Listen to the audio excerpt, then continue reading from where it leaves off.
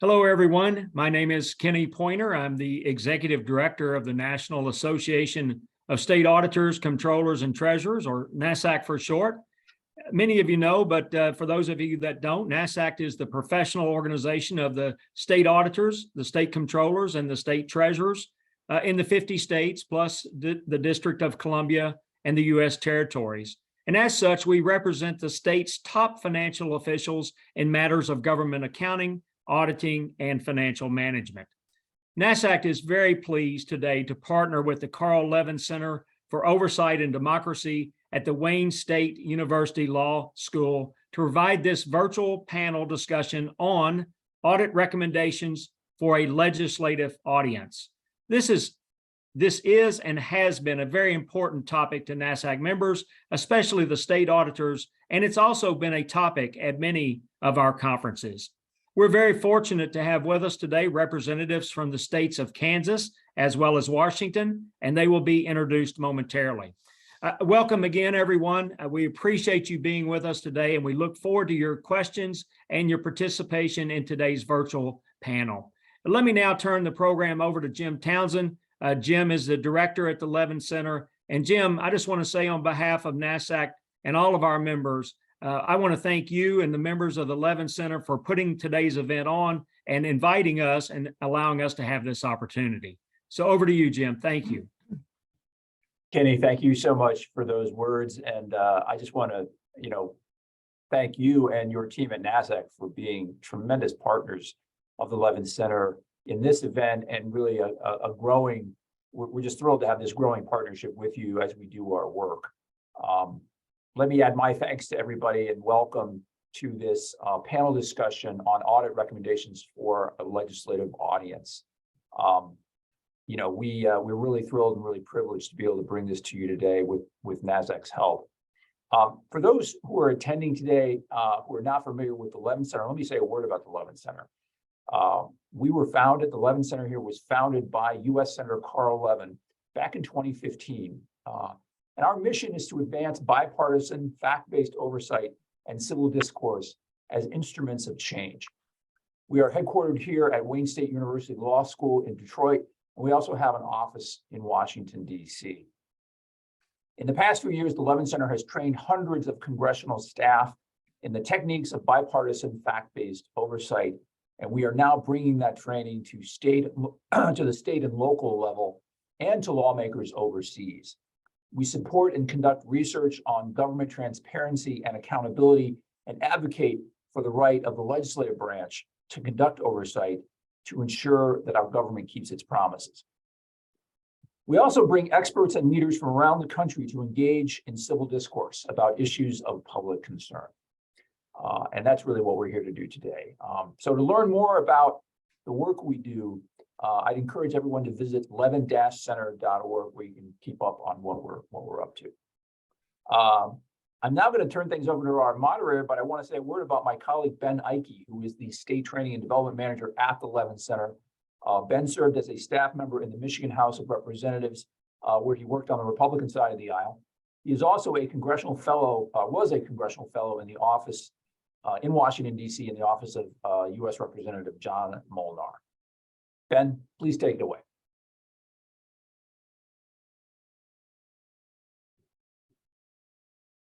Thank you, Jim, and also thank you, Kenny.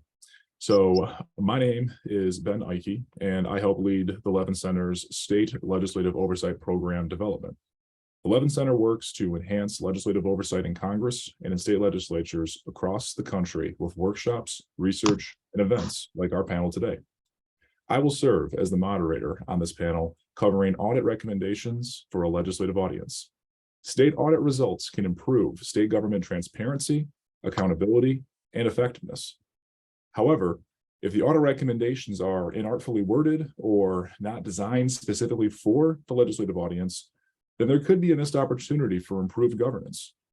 I hope our conversation helps all of us discover ways to improve the state oversight ecosystem by helping lawmakers see state auditors as an essential resource for expertise and oversight capacity. With me are experts from across the country who are making sure that the work of state audit agencies is actionable and clearly understood by lawmakers. We have Chris Clark, the Kansas Legislative Division Post Auditor, Tom Burrows, the Kansas State Representative and member of the Legislative Post Audit Committee, Scott Nelson, Director of Legislative and Policy Affairs in the Washington State Auditor's Office, and Gary Paulette, Washington State Representative and Chair of the Joint Legislative Audit and Review Committee.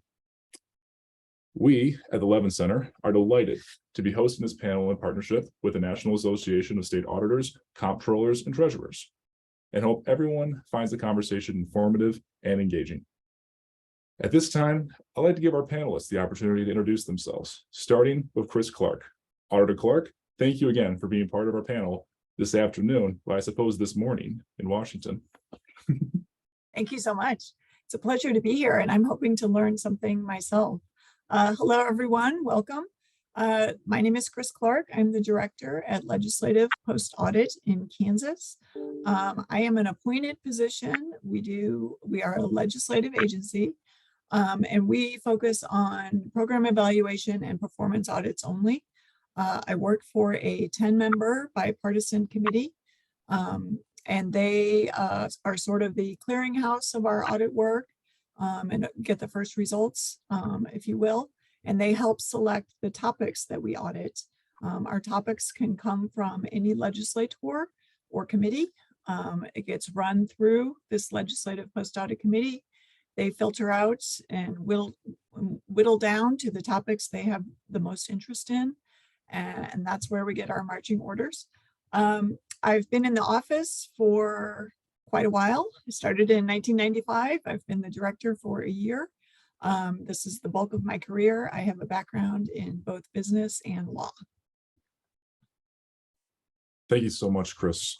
At this time, Representative Burrows. Well, thank you. Thank you, Ben. I appreciate it very much. I didn't realize Chris had been there as long as she has, and we're really pleased that she has become our Director of Legislative Post Audit. She has been very knowledgeable to work with. I've served on the Legislative Post Audit team that Chris referred to for in excess of 20 years. I think I'm the longest serving member presently on the audit committee.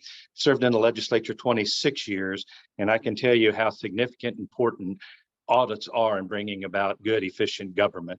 And that's what I hope to be able to participate in today is talk about the process that we utilize, the significance, importance of audits, and how they can make government more effective and hopefully guide legislators and or audit teams to be thorough, transparent, and offer up guidance that can be utilized throughout the legislative process.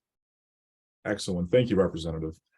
This time, Scott Nelson, Director of Legislative and Policy Affairs for the Washington State Auditor. Good morning. It's morning still in Washington. And thank you for having me here today. I'm Scott Nelson, Director of Legislation and Policy for the Washington State Auditor. We have about 400 plus employees and 15 offices and do well over 2,400 audits a year. So we do a depth of auditing. Not all of those audits are of equal interest to the legislature, but we get quite a lot of legislative contact, as you might imagine, with numbers like that. In fact, my last phone call was begging for money. That said, we are not the legislative auditors. We have a committee called JLARC, which my good friend Representative Jerry Paulette is the chair of, and they are the legislative auditors. We do performance audits, however, so we kind of split up our work between those two agencies. We report about 8 to 10 performance audits per year to Jerry. So with that, I gave up my time to him. Sounds good. Thank you again, Scott. Representative Paulette. Thank you kindly. And I'm Representative Jerry Paulette. I represent a district in Seattle, Washington.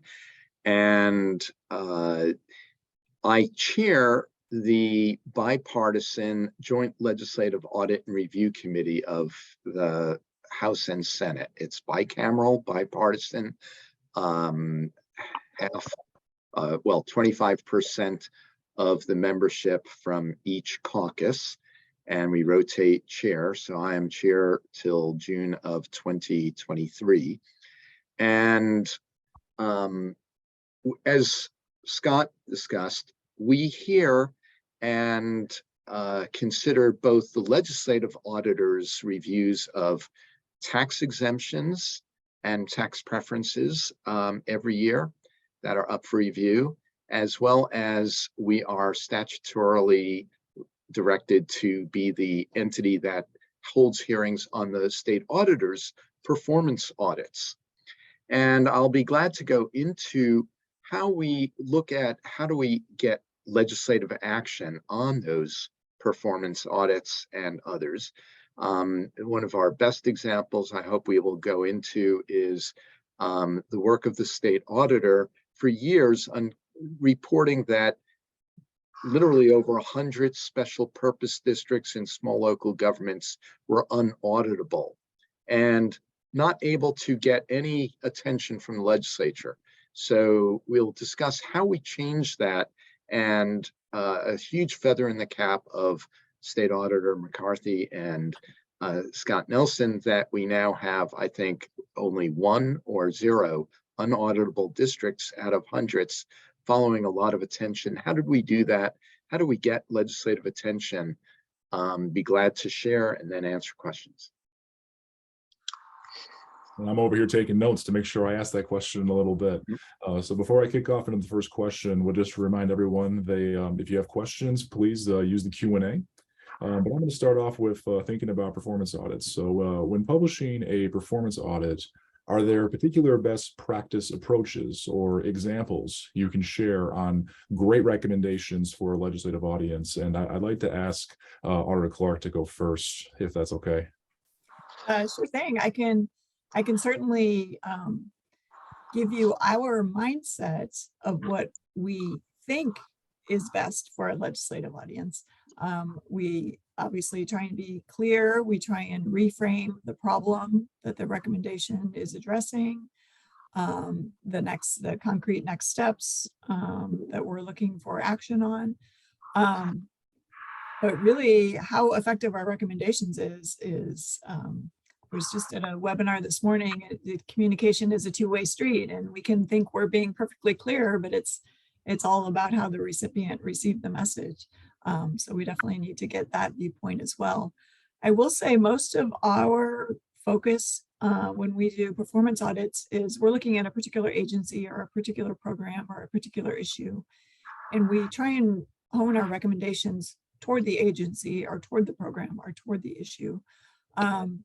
We are a little wary about making legislative recommendations, telling the legislature what to do. We have gotten our hands slapped in the past for that. So I think we view our role more as providing good, solid information to them. And then they make all the hard decisions. That's a delicate balance, certainly. Yes. Rep Burrows, are you with us? We'll give him a moment to be able to rejoin us, but for now, I'm here. I apologize. I'm just trying to get back online here. Okay.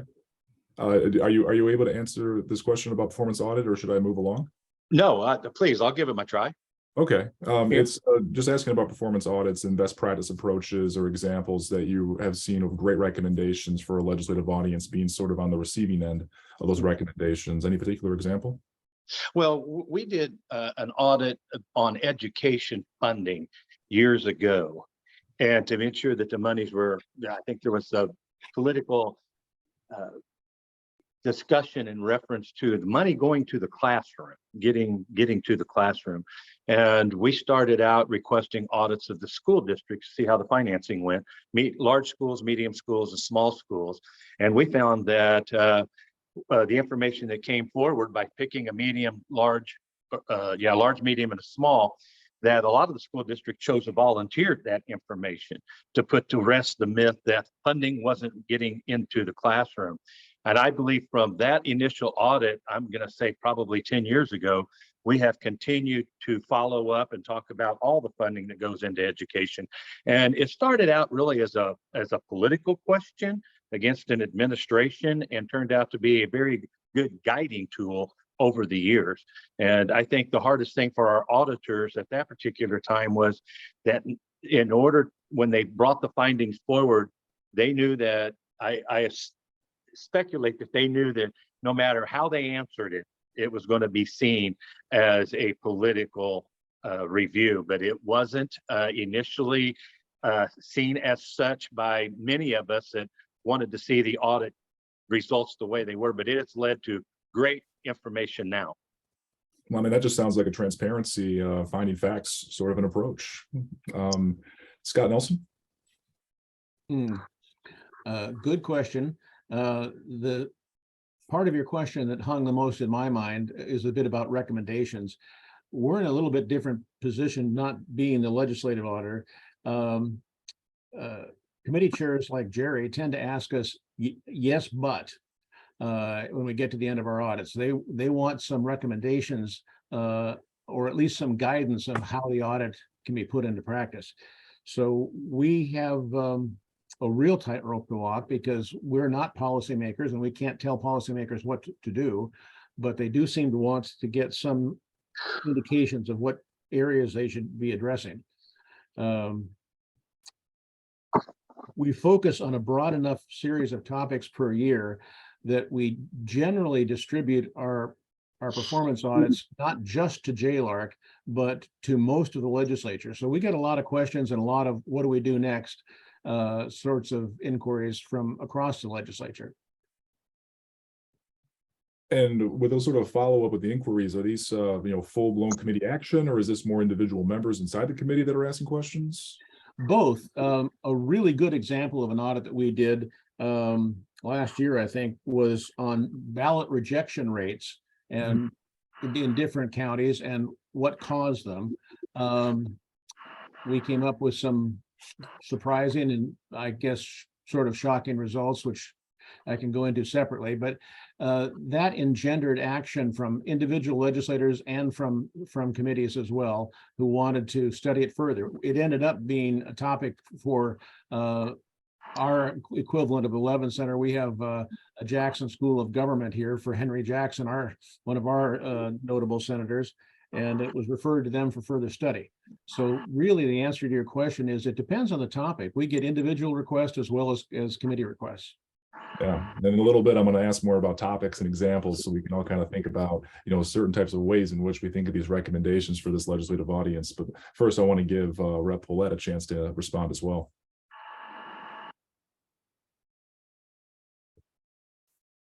I believe you're on It'd be mute. good if my cursor was near the mute button. Thank you.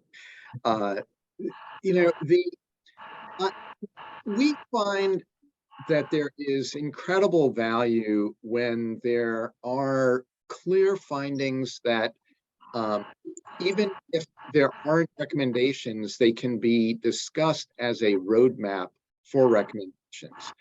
And one of the performance audits that I looked at in prep for today is one that I was looking for something that probably had broad application to many of the states. And the state auditor did a performance audit of behavioral health services in our public school system. In light of the pandemic, the demand is obviously through the roof. And this is a case where the roadmap, which hasn't really been fully followed, but it's the opportunity for legislators to look at and then discuss with the auditor, how do you address the specific findings? How do you pull that into legislation and budgets? And have, for some of us who are conscious of it, as other legislators, I sit on appropriations, and this happens all the time. People are aware that there's a crisis with behavioral health. And that doesn't mean that what they propose is evidence-based or even actually going to address a specific problem. They have a stakeholder that came to them and said, we have a crisis, let's do this. And those of us familiar with the audit get to say, well, here's the ranking of issues and needs. What you're addressing is not going to address the major problems as identified by the state auditor, starting with coordination, for example. And it's a powerful tool to bring us back to evidence-based legislation to address the problems and get the most value for an investment. I mean, you're sure singing my song with that. Thank you. So thinking about these stories, and we've already had 4 really great, sort of topics and examples shared, but could each of you share a story about when a recommendation was implemented and there was a positive result? I'll start with Chris. I would say, let's see, a recommendation with a positive result. We've had several that just on a very small scale. We had an audit that looked at some changes that had been made to juvenile justice and coordinating between corrections and the courts and that sort of thing. And there was kind of some sweeping legislation calling for changes that sounded great. And they sent us in a couple of years later to see how it's going, and it wasn't going. It was a battle between corrections and justice, and they were pointing fingers and that sort of thing. So that was satisfying in that the legislation seemed to be so sweeping and all encompassing and would solve everything, but really it wasn't being implemented boots on the ground level. So we were able to get that information back to the legislature, and they made some quick changes to make sure everything was underway. So the very important program improvements could go forward. So that was a recent one with positive results. Just talking about positive results, it's amazing to me. We've already covered, by my count, 5 different topics, thinking about audit and different sorts of reforms that might be able to happen. We've talked about local government, we've talked about education funding, ballot rejection rates, we talked about behavioral health services in schools, and now we have juvenile justice. We are an efficient panel. We are talking about a lot of topics, which is wonderful. I'd like to give Rep. Burrows a chance to be able to respond as well. Well, and I appreciate that. Chris hit on a very good one. In the 20-some years that I've been on the post-audit panel, there have been a number of audits that have come through that have helped us come to a better understanding. I'll tell you, one of them that really concerned us was our security audits with agencies and the IT information that could be breached if we didn't have sufficient security. Now, those are what I would call private meetings. We go into executive session to have those discussions with the agencies. But what we have found is just having those audits sitting out there, knowing that the agency will be audited on that, has encouraged agencies to go out, hire qualified security professionals to come in and run their IT departments. And we have felt that has been very beneficial because we've seen security increase. And as we all know, it's very costly to look at bringing security specialists in, but it's absolute tantamount to preserving what I call it risk assessment, because once a breach occurs, it will be a tremendous amount of time and responsibility and money to recapture that data. So I would have to say the audit that comes to mind is our security data audit. Well, that's a concern all across the country. Thank you. Scott? I won't camp on cybersecurity other than to say that is probably our biggest book of business and performance audits. We do a lot of that. However, answering your specific question for a successful audit that resulted in measurable legislative outcome, a couple of years ago, we did something called the Child Support Intercept Audit, in which we looked at whether or not it was possible to intercept and collect child support from insurance settlements. The legislature, in its wisdom, quickly took this up, passed a bill, and as a result of the one performance audits, we have several $million, I don't have an exact amount, but several $1 million per year added to available funds for child support, and it was done entirely because of a performance audit. I mean, just the narrative of that is just fascinating and very powerful. I mean, like you said, entirely from a performance audit. So the audit comes out, says this is what we have to do to make this better. The wisdom of the legislature, I like that. I'm going to use that phrase in the future. And here we are now, in a better spot than we found it. Thank you. And Representative Paulette? Well, as a legislator, I'm supposed to say I love hearing about the wisdom of the legislature. But when you are on the inside, you realize that it's more likely to be luck than wisdom that successfully addresses a problem. That's a pessimistic view, but sometimes it feels that way. I would point to two very prominent areas of success. One, as I said, is we had Scott, help me. How many 100-watt unauditable Yes, entities? 112, 120, something like that. close to 150, yes. 150. And the state auditor, rather than continuing just put out one at a time, created and posted online the list of unauditable entities. Still, the legislature wasn't paying attention. This is the most fundamental of accountability issues. And so, but having that list online allowed journalists to look at it and dig in. And then that, of course, prompts legislative action. Then working together with the auditor, we basically allowed for passed legislation allowing for counties to take over unauditable districts, such as a irrigation district that was subject of fraud investigations. And that type of action prompted subsequent behavioral changes so that we have no unauditable districts today. And this was only in a 4-year period. So incredible success. The other example, which is something that I think many of you listening today will relate to, is about our unemployment program during the pandemic. And the auditor's office did a splendid job doing a performance audit of our employment security department's benefits program during the pandemic, when it was just overwhelmed, victimized by fraud.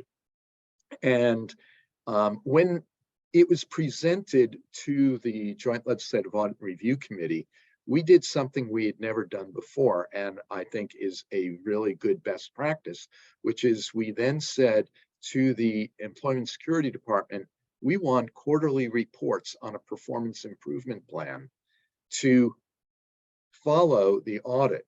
As auditors, you know that you can threaten to come back with another audit, but there's no ongoing pressure and a forum after the audit's been heard. And this created a forum for the auditor to come back with us and for the agency, and real pressure for change. And so I think it's one of those best practices to be considered, is asking for quarterly report backs on an improvement plan to follow up on the recommendations of the audit. You know, that's a good transition to a question we have here from the audience. Brenton Clark asked, I wonder if any of the panelists, but particularly on the audit side, can speak to the follow-up work when there are legislative recommendations. Scott or Chris? I can take a quick crack at that because it's relevant to something that Jerry just said. Not only did they ask for reports from our employment security department, but when the reports came back and were not wholly satisfactory, they came to us and asked us to do another audit. So legislative give and take works in both directions. We're very responsive to legislative, even though we're not the legislative auditor, we're very responsive to legislative requests for inquiries. And we're going to publish this audit in December, and Jerry will no doubt act further on the information that he gets. So that's the kind of follow-up that we expect, and that we expect it to go both ways. Here, our performance audit shop, we also have a standardized follow-up process. We follow up all agency recommendations every 6 months. We report back to our committee the status of recommendations. We have a rolling live update on our website as to the status of all outstanding recommendations. We track recommendations for 2 years, at which point they're clearly not going to do them if they haven't done them yet. And we also have in our committee rules that we present a proposal to our committee for possible selection to do more audit work to follow up on agency prior audit recommendations. So again, our own staff routinely follow up. We kind of take their word for it, send out the information, but our committee is also presented an opportunity once a year to go back and cherry pick a few that they really want us to go out full guns blazing and check on.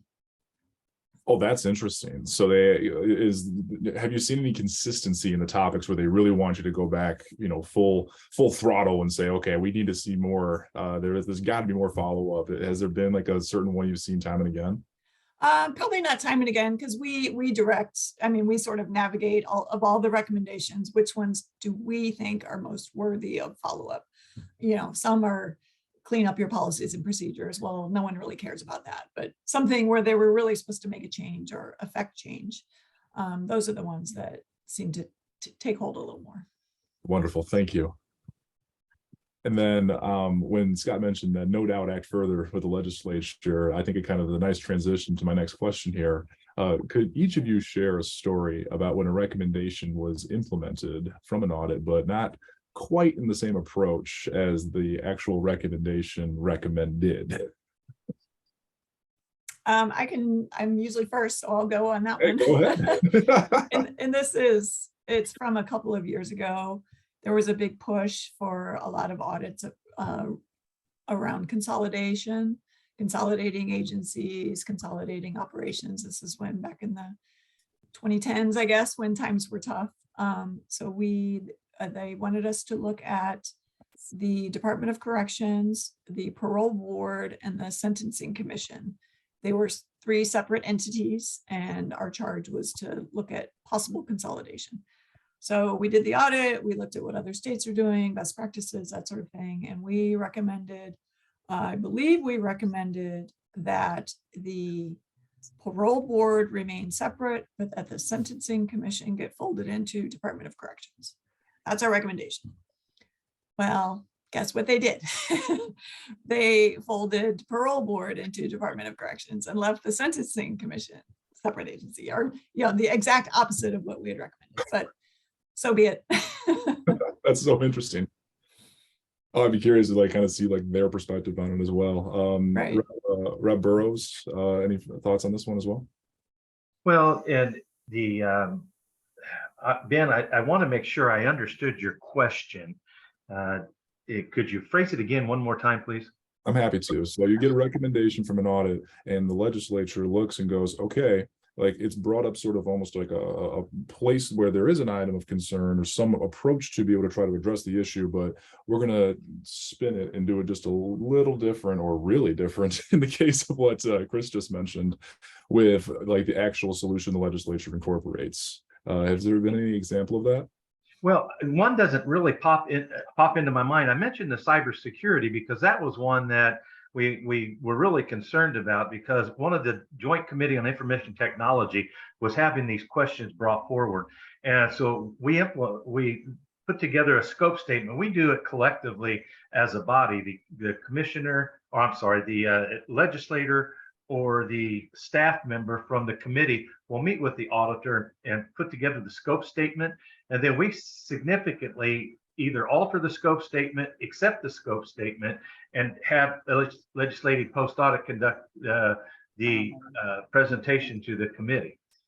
And once we approve it, then it goes back and comes back to us with the findings. When we get the findings, then we decide if we want to send it on to the committee, which we most normally do, or if we want to continue to dig deeper. And I think the cybersecurity has done that for us by allowing us to go back in and identify weaknesses and or strengths. Now, I do hope that answers your question. No, that's helpful process just to kind of understand. I didn't know there was that stopgap of whether or not you would get it over to the committee or wait and dig deeper. That's interesting that there's sort of a decision point there. Yeah, it all comes in with the scope statement. We want to make sure that we are getting to what we call the peanut of the issue. And if we can't collectively do that, the audit request could then be lost or put back on the table. And we don't, we have audits come, as I said, from different legislators, from agencies, and from individuals. And audit team helps us work through those with the scope statement. But if the scope statement isn't specific, the audit, I don't want to say could be lost, it just does not get approved and advanced. But I would say the one that really helped us considerably is when we look at these audits, we look at return on investment, because when an audit is asked, we all know a tremendous amount of resources will be spent on the length and depth of the audit. So we look at a return on investment and try to keep the politics out of it. But I would say for me, it's the education, economic development, and the IT, so cybersecurity. Thank you. And then Scott Nelson. Yeah, I can tell you a painful story in answer to that question. A couple of years ago, the legislature passed a further vaccine mandate. I think about 4 years ago, actually, it precedes the pandemic. We came along to do a performance audit looking at nothing more than the uptake rates of vaccine use in different school districts. It was not pro or con, and we're very careful not, or at least we thought we were very careful not to get into the debate about vaccines themselves. Unfortunately, for our performance audit, we relied on a database which was in itself political, and we didn't know it at the time. So we ended up with some members of Jerry's committee less than thrilled with us because we relied on this particular database. We had not asked the question whether this database was universally considered nonpartisan. Well, it wasn't. So we had to back out and redo a chunk of that audit. So then what was the resolution then? So you got to redo the chunk of the audit and then kind of update the final report and send it back to the committee? We redid it and sent it back, and it was more focused on strictly the numerics, the metrics for what the uptake rates were and looking at how they can be measured, having nothing to do with the databases that were considered politically suspect. Rep. Paulette, are you familiar with this?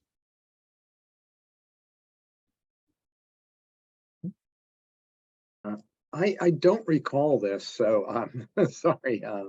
But it's not surprising. I don't recall the specifics, but when you've got a very politically volatile issue, whether or not you're going to be utilizing evidence to legislate is a political football as well. And you want the best data. Every time we talk about databases with students where we already have enormous obstacles involved in access, both in the K-12 and higher ed systems for auditing, and data agreements are just I'm sure on your ends, a nightmare of resources to get those data agreements and arrangements. We have several questions now in the Q&A. So I will start by looking at one here, and this is for the representatives, I believe. What characteristics of a performance audit report are most useful to the legislature? Representative Burrows, you'd like to go first? Well, that's odd that question would come forward because we're a bipartisan committee, and it depends on really who requested the committee, what politics are going on at the Capitol at the time. The data could be driving. I like the return on investment, the findings themselves. What's going to be the best way to get the legislature to follow through on the audit? As many of us know, a lot of audits are conducted, and once they're conducted, they go onto a shelf. And it concerns me greatly when I see policy come forward that the audit had addressed and said it shouldn't go that way, but yet people are uninformed when it comes to the House floor. So I would just state that it's a multitude of things for me. I have absolute respect and admiration for my audit team. They have done a tremendous job over the years I have been there. So I take their findings to heart when they present it forward. What concerns me is the politics in the requests and or in the actions of the committee once the findings are brought forward. That concerns me greatly because that information is to be shared in a transparent, professional manner. And there are some members that find it offensive or don't like the audit findings. And then you may see an alternate bill being introduced, or I don't want to say disrespect shown to the auditors themselves, but to the audit in itself as it's been presented. So it's a number of things for me. I look at the full gamut of the makeup of the committee, the request within the scope statement, and the action that may come forward from the data that is shared with us in the audit. It's that delicate balance that's the real challenge. Rep. Paulette? Well, it's interesting because I teach at the UW School of Public Health, and I'm teaching a master's public health policy class right now. And we've just been discussing what are effective communication tools for legislators. And we have to acknowledge that legislators are not going to read the full audit. One or two on a committee will do so, possibly the ones who are interested in sponsoring legislation or the requester. So having recommendations that are very closely tied to finding and recommendation as a practice is very powerful. Of course, it's all about the credibility of the office, and having established, high credibility. Our two offices that we're talking about, the state auditor and the legislative auditor, are very highly regarded.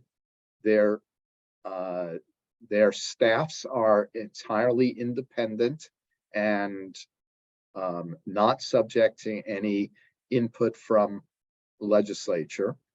And that makes all the difference in the world, I think, in terms of the breadth of the strength of findings. The other thing that I'm always a fan of is sharing, when you're presenting findings and recommendations, looking at what other states have done that show that it has worked or not, based on what you're recommending. Where legislators love to know that they're not the first. That's the value of the Levin Center in places like NASAC. We all get a chance to connect and learn from one another. Thanks, Lisa Weber, for the nice question. A question here from Jason Jeffress. How do you frame recommendations for greater coordination in an effective way, given that coordination can be a gauzy and generic, although quite important, type of action? Scott? That's a difficult question. We do a couple things in terms of communicating our recommendations out and hopefully establishing a two-way channel on any given set of recommendations. The first thing we do, and this speaks exactly to what Jerry just said, is accept the fact that 149 legislators are not going to read our reports, painful though that might be. And we send out a teaser to everyone and ask them if they're interested in the report to request it. So that gives us two data points. One, it tells us who and how many are interested in a given topic. And it also tells, how our email penetration is. Once we've gotten a legislator who's asked for the report, we usually follow up with them and try to coordinate what the best way to present that information is. We do a lot of in-person briefings for individual legislators as well as testimony. So I don't know if that exactly answers the question, but a close coordination of communication once our audits are out is a big part of what we do. Chris? Yeah, I would agree with that. I think the in-person communication is a vital role in this. If you have an audit that's dealing with a tax issue or a Department of Revenue issue, we make a point to meet with the chairs of the tax committee personally, and we give them we sit down face to face, but give them a verbal recap of the audit and the major findings and the recommendations, more conversationally, kind of behind the scenes, just in their office, off record, and I think that's a very effective way of getting the message to the right people. We send our reports when they're completed, we blast them out to all legislators. We don't have them ask for it, they get it. hopefully we've made a concerted effort to make them much shorter and much more readable, much more what you need to know. So we used to put out 40 and 50-page reports. Now we're trying to get under 20. Quite a few of ours are in the teens. Just the bite-sized chunks of information, the talking points kind of thing.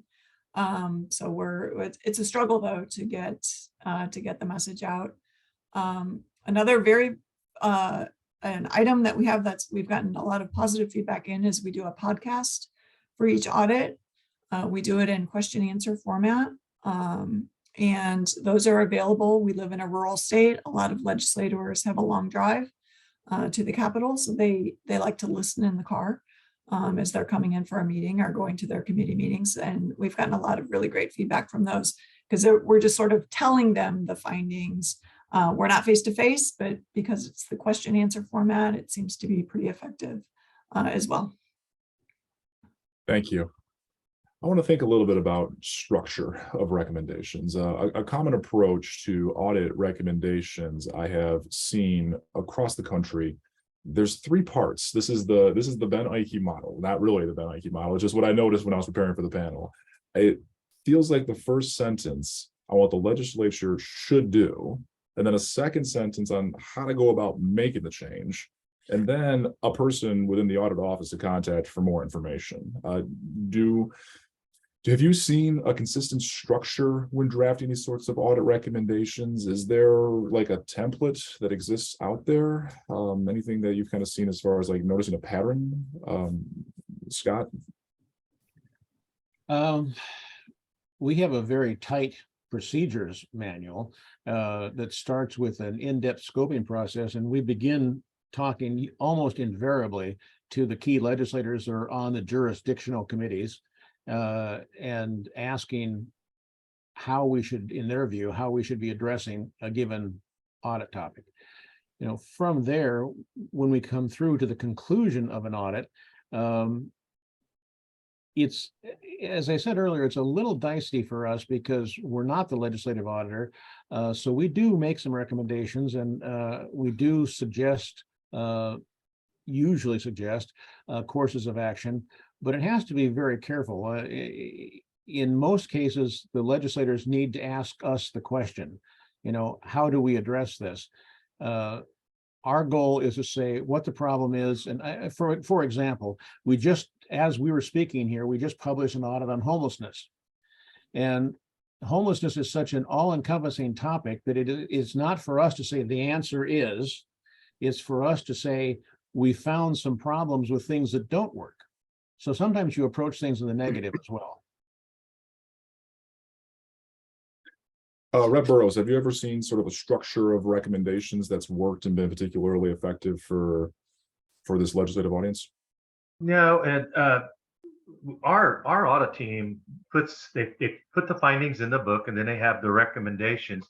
And I think it's the individual legislator that looks for the recommendations. Some of them may want guidance as to how to put a bill together. Others may want to say, okay, we found the findings. I'm good with it. Move it on. We'll send it to the committee chair.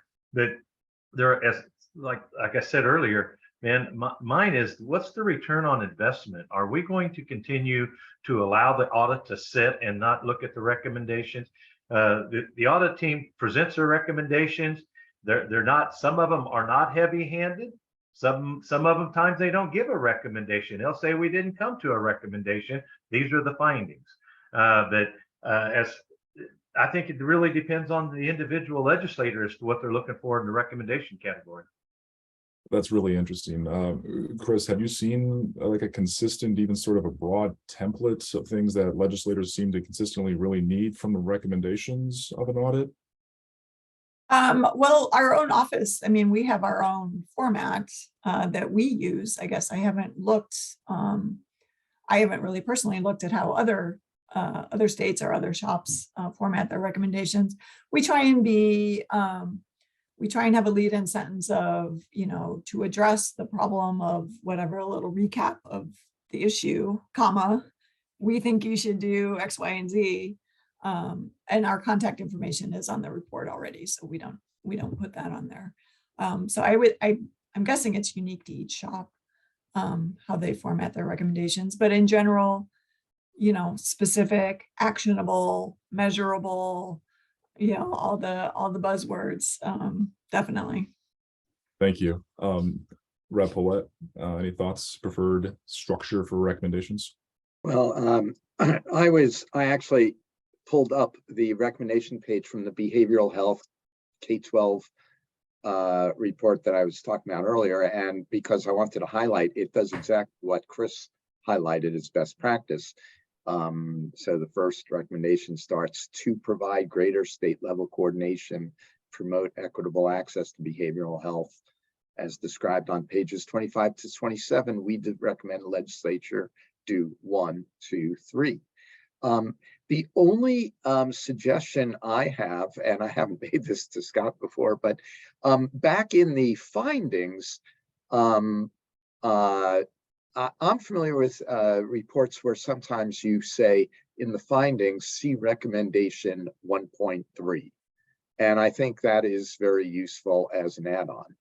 I love the podcast idea, Chris. I think that is fabulous. Our Joint Legislative Audit Review Committee, our legislative auditor, has created a system now where, in addition to the full report, we do a web version, which is very attractive, and I encourage people to look at it, and very easy to see the executive summary, key findings online. But they also post online a simple PowerPoint, and now they're doing a video, a 2-minute video posted, which I think is really excellent communication tools. So the problem is you can't, or you should not be watching the video in your car, and legislators spend a lot of time in their car, and I love that idea. Thanks. I mean, here at the Levin Center, we have a podcast. So we really believe in the idea and the format as well. Broad question, one that we've kind of talked about a little bit here and there on a few different of our topics. Is there a particular audit topic that has been especially difficult to approach when creating recommendations? Scott, would you like to go first? We broke ground, we think, on a new type of audit, and it was a bear to get our arms around. We had an agency that the culture of the agency was degenerative in a sense. It was not producing a good workplace, and there were lots of EEOC kinds of complaints filed. So we looked at our Department of Fish and Wildlife a year or two ago, and entirely applied anthropological criteria to come out with recommendations for what needed to change about the culture of the place. And normally we're measuring things and looking at things, and what sort of metrics do they have for customer service, to talk about the employment security division. But this was about what made people want to be there and how did you retain them. So the culture was a hard one for us. No, that would be very difficult. I could see the minefield just thinking about how to be able to kind of navigate that situation. Chris, have you had experiences like this with just potentially just difficult topics? Along the same lines, Scott, you were just mentioning, I brought back some, we did an audit on our juvenile correctional facility.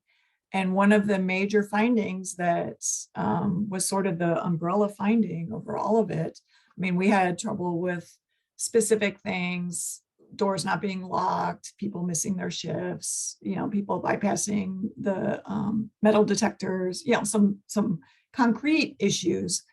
But overall, this was the first audit that I really had a tone at the top issue of just lax security, but it came from the top. So that was hard to kind of get your arms around, because we had all these little examples, but really they all kind of fit the big picture of just a lax approach to security, and it came from top down. So that was a big challenge, because that's such a squishy thing. But that was really the root cause of a lot of what we were seeing. I'm so interested that both of the answers were just more like procedural type of issues and the difficulty of being able to whittle it down into recommendations. Because when I wrote this question, I thought to myself it would be more politically fraught types of issues, but no, it's more the process things and being able to make those crystal clear for people. That's so interesting. Representative Burrows, any type of example of any sort of a particular audit topic that was just difficult going through the recommendations and trying to kind of get the legislature to wrap our heads around? Well, I think the audit that we're dealing with, the education audit is always one. I mean, where do we go with it?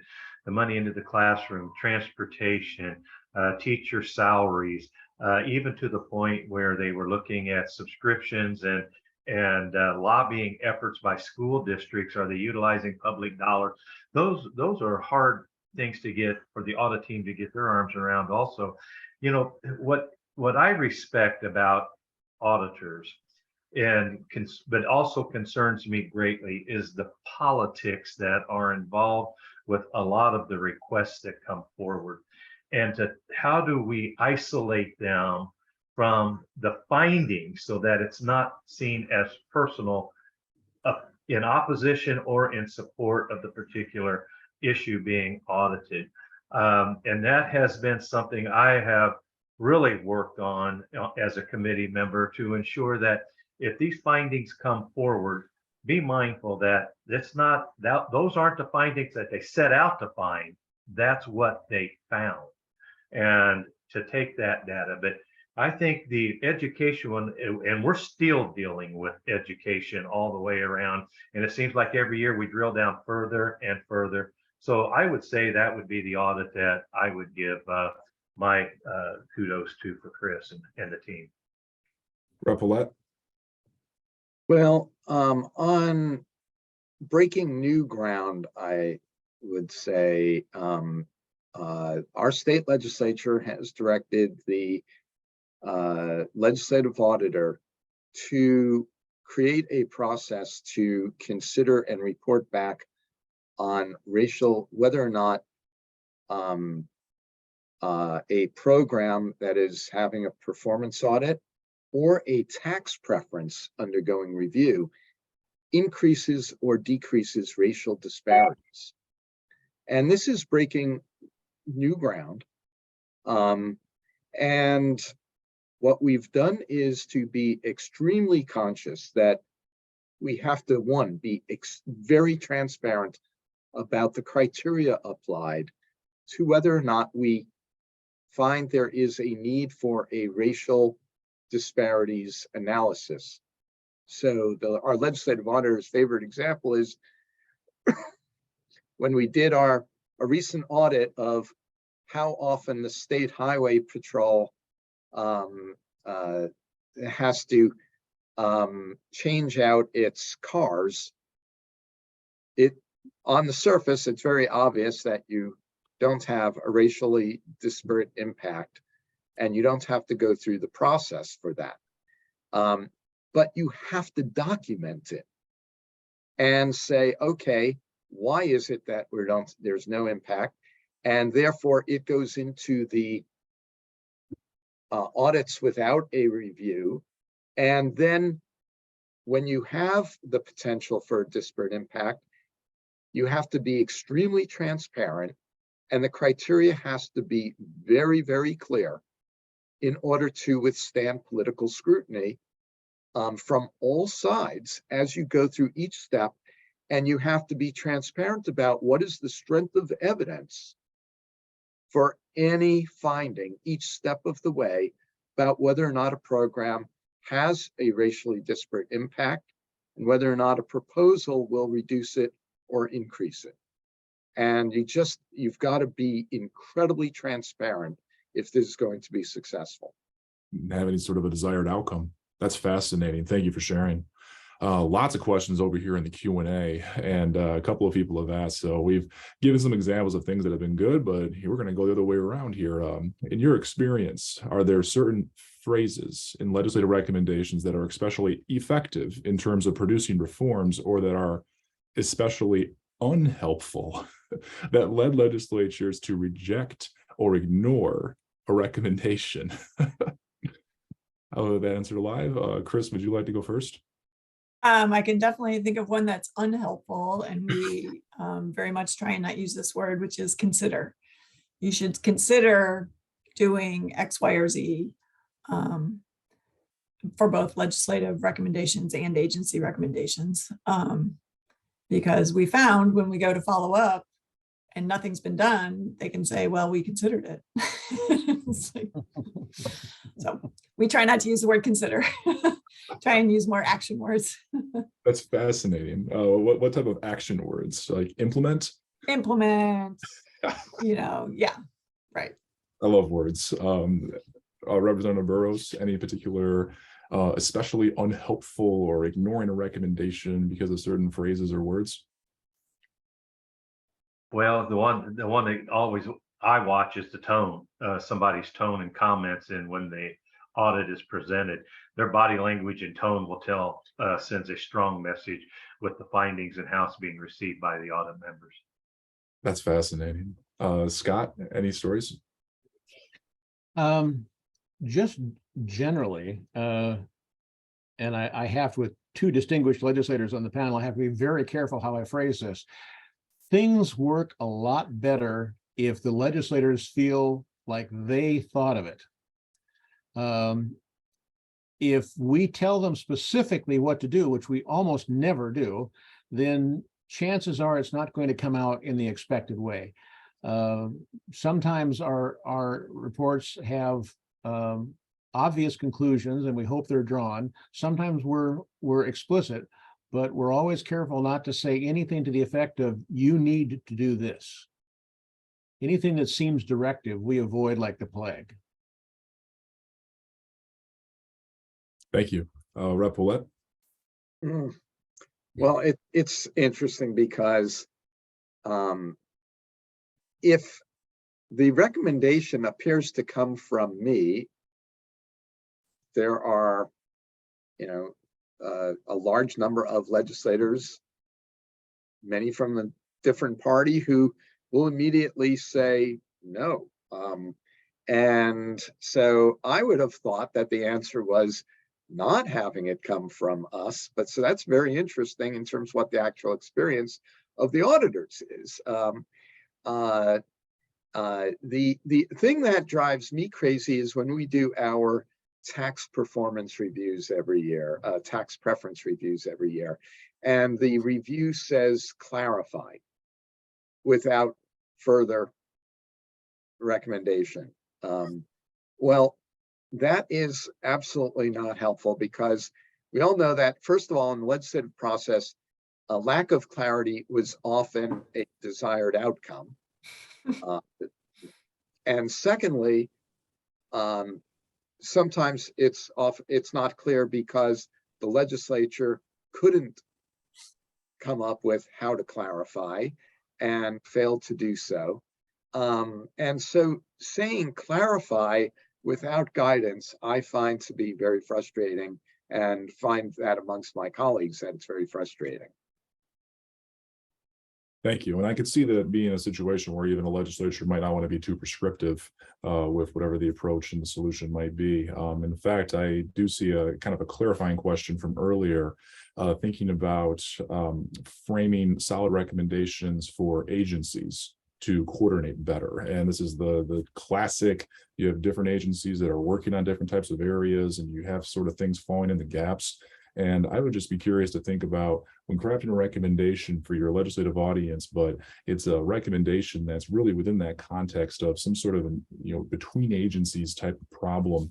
Have there been examples of any type of topics or stories that you wish to share, kind of thinking about those sort of between agency types of issues that have been uncovered from audits? And then that's an open question for anyone.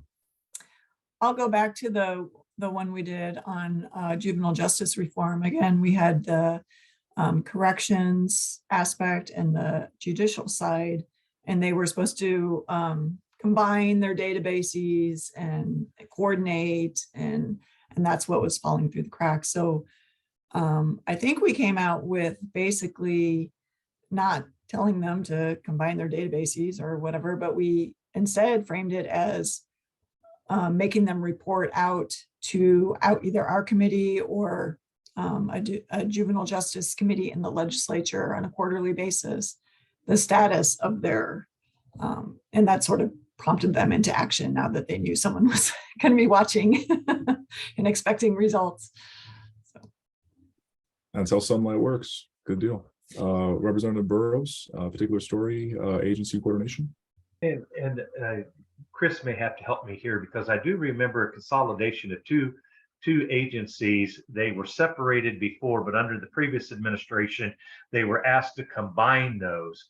And I want to say one of them was DCF, and Chris, I'm trying to remember. Department of Aging. Thank you. There was some concerns about making it's going to be too large of an agency if you combine it. How are we going to separate and look at things individually by agency? So are we creating a larger piece of government, or are we creating a smaller by consolidation? That's the one that comes to mind for me. Mm. Thank you. Scott? Well, this audit that we just published on homelessness is a good example at the local level, because we looked at several counties and cities, and amongst the things that we found was really poor integration for what is a problem that doesn't know anything about borders. When homelessness occurs, it doesn't occur within a city or within a county, it occurs within a greater area.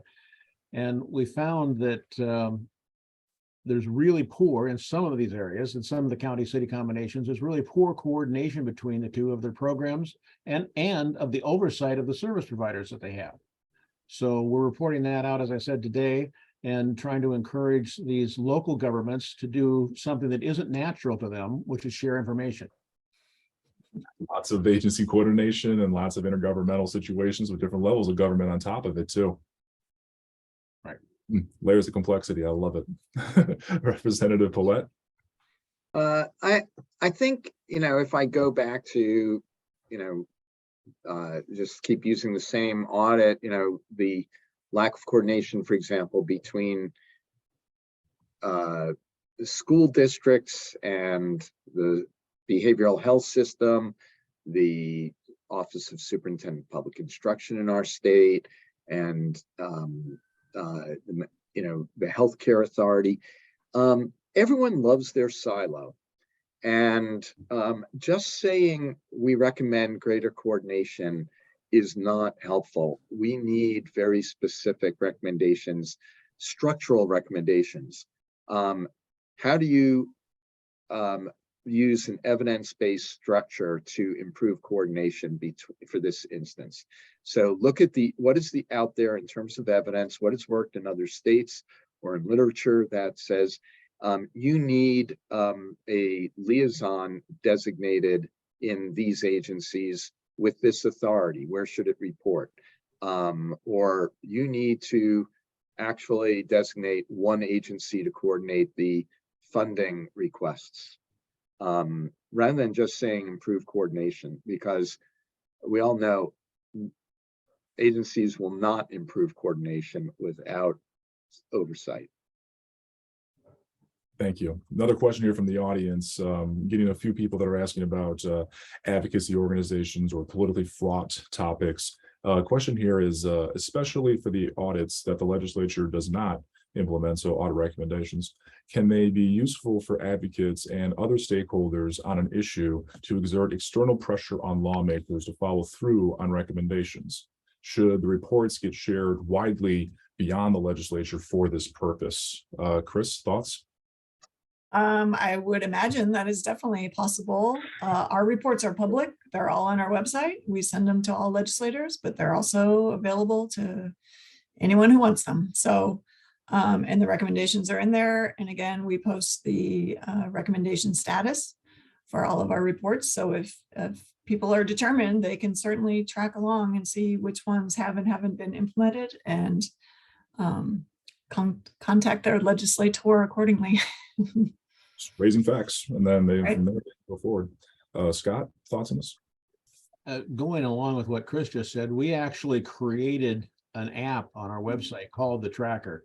And we put all of our findings and recommendations up on that and the expected action by the agency. So anybody from the public or the press or anything else can look at any time and see, has the Department of Children and Youth Services done what they're supposed to do to correct a given problem. So that's an important part for us. The idea of having a good website is fundamental to what we do. I'm going to just flat steal the podcast idea because that's terrific. In addition to that, we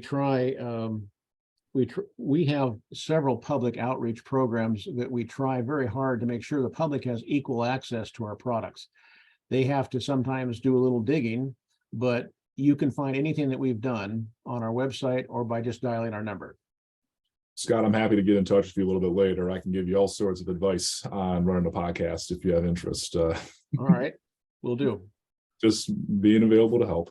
Representative Burrows, any kind of thoughts on this sort of area, maybe sort of an audit where there was a lot of advocacy interest? Well, I think just having an audit agency can help with oversight and transparency. I think if people realize that there's the potential out there and the information that is out there, it's in those of us that advocate on an ongoing daily basis within the legislature have a history of being able to reach out to our audit team. Our legislative post audit is no secret in the state of Kansas. We have, I like to say, and I'll brag, Scott, and I mean no disrespect, we have a crack team in Kansas, and I value them tremendously, and just try to do everything I can to be the partner I need to be to make sure that the audits that come forward are not seen as political or not seen as personal, but data driven. And I commend Chris and her team for presenting them that way. Representative Paulette. Yeah,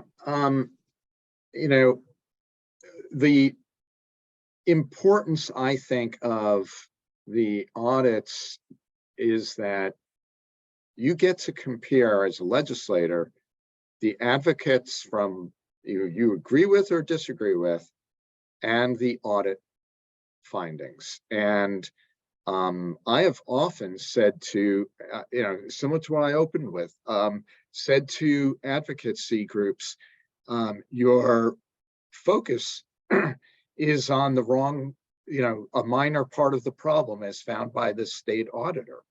And you should be refocusing your effort. And I think that that's very important. On the flip side it is far more credible for the advocacy organization to be able to say, this is not our result of our recommendation.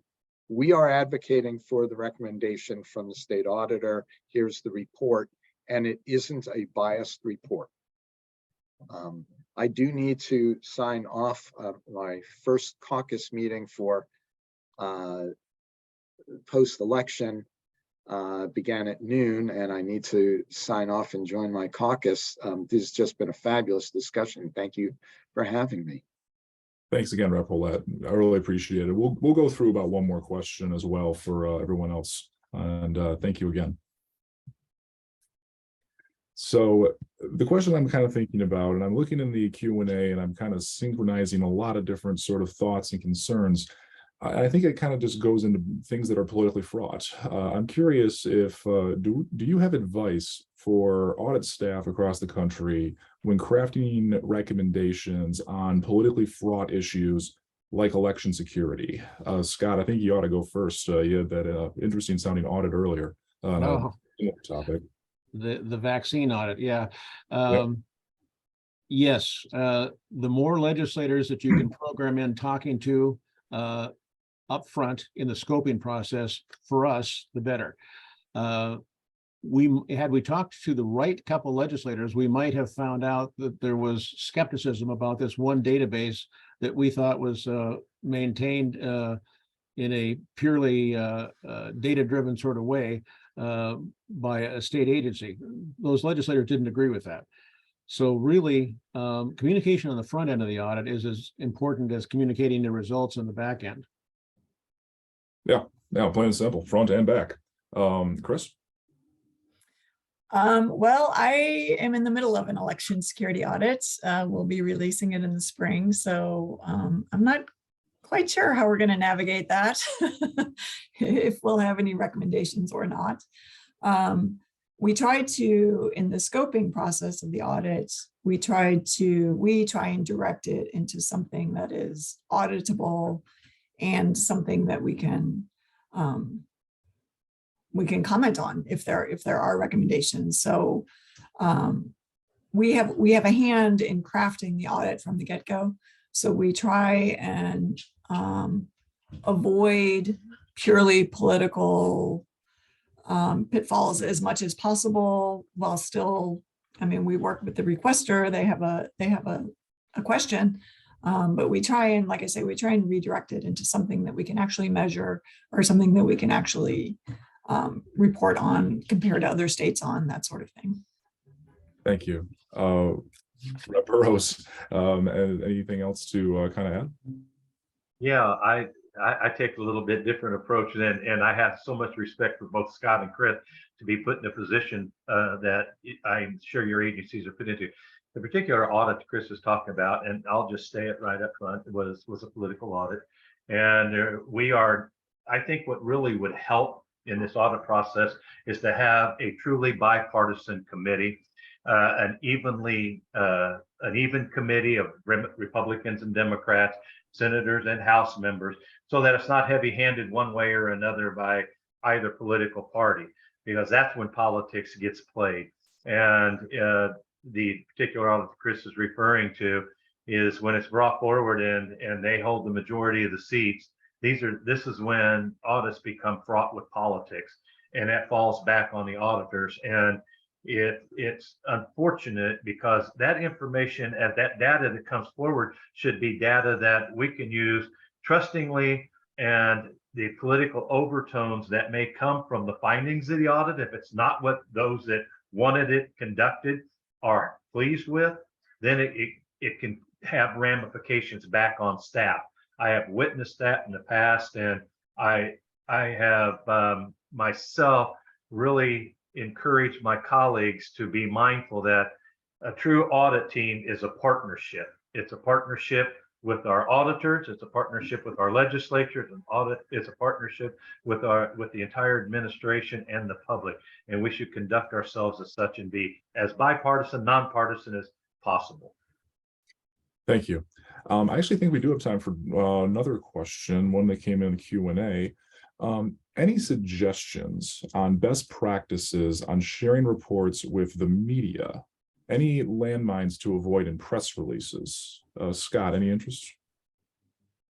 Oh, we have a tremendously active and extremely skilled communications department who puts a lot of time. There's two things that we do. One, I think probably Chris does as well, is an extensive set of preparations for our presentation to the legislative committee, because if it is a politically fraught audit, chances are the media and the public will be there at the committee. So we have to assume that is a public canvas that we're painting on. Secondly, we vet pretty carefully the press releases, and what you should or shouldn't say varies from release to release. In general, the goal of the press releases that we have is to encourage people to look deeper at the audit. It's a bad practice to answer all of the questions of an audit in a press release. Thank you. Chris? I agree wholeheartedly. Thank you. I also want to take a look. We kind of asked this question earlier, but I'm curious to see if there's any particular example of how much must auditors be aware of and take account of the expectations and interests of external audiences in approaching its tasks and delivering its findings. For example, strong special interest groups. Thanks for the question, Rep. Eisenhart. Glad you're on. Could Tom?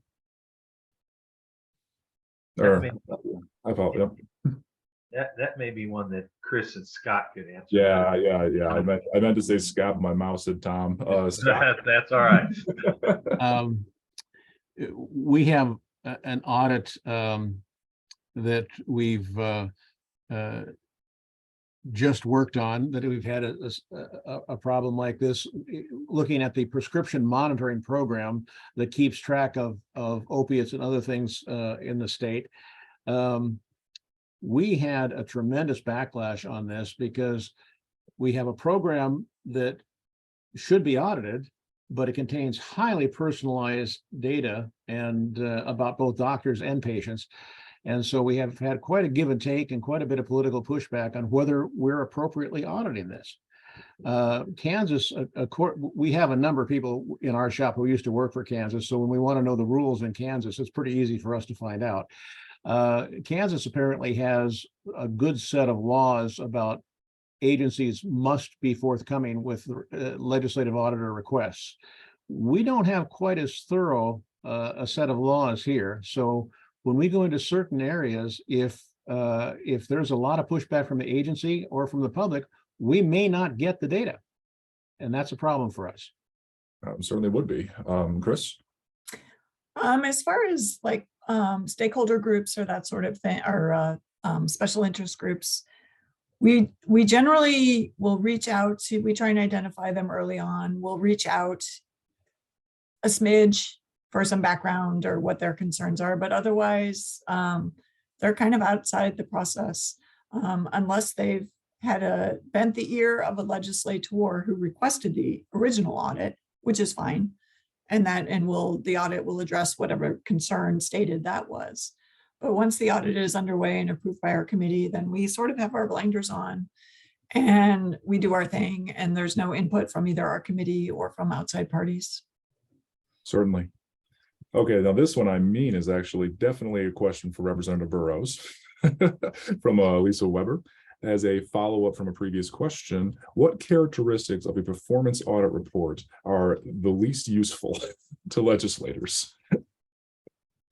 Wow, that's a great question. I look at the politics of it. If the agency is underfunded and there's a deliberate attempt to make it look